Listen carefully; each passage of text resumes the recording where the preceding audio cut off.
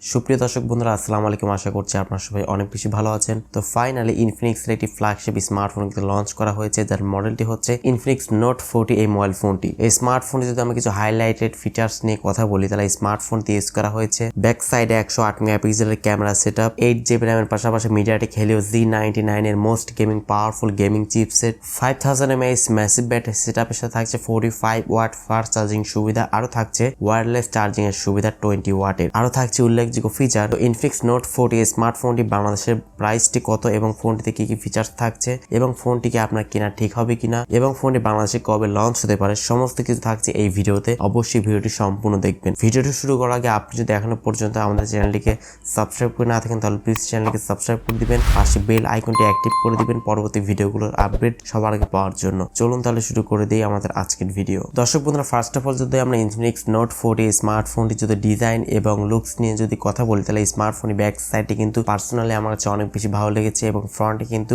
Middle পাঞ্চল যুক্ত camera use করা হয়েছে এবং এই স্মার্টফোনটি কিন্তু IP54 dust and splash resistance use করা হয়েছে, যেটির মাধ্যমে টুকটাক বৃষ্টি ছিটে ফোটাতে কিন্তু কোনো প্রকার সমস্যা হবে না বলে কোম্পানি দাবি করছে। দর্শক বন্ধুরা, এবার যদি স্মার্টফোনটি যদি ডিসপ্লে সেকশনে কথা বলি, তাহলে স্মার্টফোনটিতে ডিসপ্লে সেকশনে ব্যবহার করা হয়েছে 6.78 ইঞ্চি সাইজের একটি ফুল এইচডি প্লাস রেজুলেশনে একটি সুপার অ্যামোলেড প্যানেল ইউজ করা হয়েছে। ডিসপ্লেতে আপনারা পাচ্ছেন 120 হার্জ রিফ্রেশের সুবিধা এবং এই স্মার্টফোন কিন্তু কোনিং গোরিলা গ্লাসের প্রোটেকশনটাও কিন্তু পেয়ে যাচ্ছেন, তবে এক্সাক্ট ভার্সনটা এখানে উল্লেখ করা হয়নি। যেহেতু এখানে ফুল এইচডি প্লাস থাকছে এবং সুপার অ্যামোলেড থাকছে, তো সেক্ষেত্রে ফোনটিকে কিন্তু আউটডোরে ডিরেক্ট সানলাইট ফোনটিকে ইউজ করার সময় কোনো প্রকার শার্পনেসের ঘাটতি কিন্তু আপনি ফিল করবেন না এবং ফোনটিতে কিন্তু 120 হার্জের রিফ্রেশের থাকাতে ফোনটি কিন্তু আপনি স্মুথলি রান করতে পারবেন। দর্শক বন্ধুরা, এই স্মার্টফোনে পারফরমেন্স সেকশনে কথা বলতে গেলে ফোনটিতে আপনারা পেয়ে যাচ্ছেন অ্যান্ড্রয়েড 14 এর সুবিধা এবং স্মার্টফোনটি চিপসেট হিসেবে থাকছে মিডিয়াটেকের হেলিও Z99 এর একটি most gaming powerful chipset use করা হয়েছে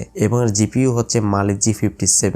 মিডিয়াটেকের হেলিও Z99 এই চিপসেটটি কিন্তু গেমিং এর জন্য অনেকটাই পাওয়ারফুল একটি চিপসেট। এই চিপসেট দিয়ে কিন্তু আপনারা মোটামুটি PUBG, Free Fire, Call of ডিউটির মতো গেমস গুলো কিন্তু একদম ল্যাগ ফ্রিতে খেলতে পারবেন। এই ফোনটি মূলত আপনার একটি ভেরিয়েন্টই পেয়ে যাবেন, সেটা হচ্ছে 8GB RAM 256GB internal storage. এই একটি ভেরিয়েন্টে ফোনটিকে আপনি পেয়ে যাবেন। ফোনটি ক্যামেরা নিয়ে বলতে গেলে ফোনটি ব্যাক সাইডে মেইন সেন্সর হিসেবে থাকছে 108 মেগাপিক্সেল, সেকেন্ড ক্যামেরাটি হচ্ছে 2 মেগাপিক্সেল ডেপথ সেন্সর ইউজ করা হয়েছে এবং স্মার্টফোনটি ফ্রন্টে থাকছে 32 মেগাপিক্সেল একটি ক্যামেরা। ফোনটির সামনে পেছনে উভয় ক্যামেরা দিয়ে আপনার সর্বোচ্চ 1080p 30 fps ভিডিও রেকর্ডিং করতে পারবেন। এছাড়াও ফোনটিতে লাউড স্পিকার সুবিধা থাকছে, টাইপ সি পোর্ট সুবিধা পাচ্ছেন এবং কোনো প্রকার 3.5mm হেডফোন জ্যাকের সুবিধা থাকছে না। যেহেতু এখানে সুপার অ্যামোলেড থাকছে, তো সেক্ষেত্রে আন্ডার ডিসপ্লে অপটিক্যাল ফিঙ্গারপ্রিন্ট স্ক্যানের সুবিধা কিন্তু আপনারা এখানে পেয়ে যাচ্ছেন। তো অ্যাটলাস্ট ফোনটি ব্যাটারি নিয়ে বলতে গেলে ফোনটি ব্যাটারি সেকশন ইউজ করা হয়েছে 5000 mAh একটি ম্যাসিভ ব্যাটারি সেটআপ, যেটির মাধ্যমে কিন্তু মোটামুটি আপনারা নর্মাল ইউজেসে 2 দিন মতো কিন্তু খুব ভালো মতো চার্জ ব্যাকআপ পেয়ে যাবেন। আর যদি খুব বেশি হেভি ইউজ করেন বা একটানা PUBG বা ফ্রি ফায়ার খেলেন, তো সেক্ষেত্রে 4-5 ঘন্টা ইজিলি কিন্তু ব্যাকআপ পেয়ে যাবেন এই স্মার্টফোনটি থেকে। এবং স্মার্টফোনটি বক্সের সাথে আপনারা পেয়ে যাচ্ছেন 45 ওয়াট একটি ফাস্ট চার্জারের সুবিধা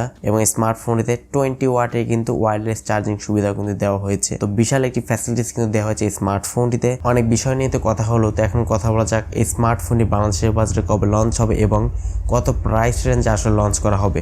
এই স্মার্টফোনটি অলরেডি ইন্দোনেশিয়ার মার্কেটে কিন্তু লঞ্চ করা হয়েছে। তো এই স্মার্টফোনটি কিন্তু বাংলাদেশের বাজারে আগামী এপ্রিল মাসে কিন্তু শেষের দিকে কিন্তু ফোনটিকে লঞ্চ করার কিন্তু পসিবিলিটি রয়েছে বাংলাদেশের বাজারে। এন্ড বাংলাদেশের বাজারে লঞ্চ করা হলে স্মার্টফোনটির প্রাইসটি হতে পারে সম্ভবত 22,000 টাকা প্রাইস রেঞ্জের মধ্যে সম্ভবত লঞ্চ করা হতে পারে, এমনটা এক্সপেক্ট করা যাচ্ছে। আশা করছি বাংলাদেশে খুব শীঘ্রই কিন্তু ফোনটি লঞ্চ করা হবে। যদি রিজনেবল প্রাইসের মধ্যে লঞ্চ করা হয়, আশা করছি এই ফোনটি কিন্তু মার্কেট কিলার একটি ফোন হতে পারে, ফ্ল্যাগশিপ কিলার একটি স্মার্টফোন। তো ভিডিওটি ভালো লাগলে অবশ্যই লাইক দিবেন, কমেন্টস করে আপনার মূল্যবান মতামত জানাবেন আর এই চ্যানেলটিতে নতুন দর্শক হয়ে থাকলে সাবস্ক্রাইব করতে একদমই ভুলবেন না। সো আজকের মতো এই পর্যন্তই। আল্লাহ হাফেজ, আসসালামু আলাইকুম রহমতুল্লাহ।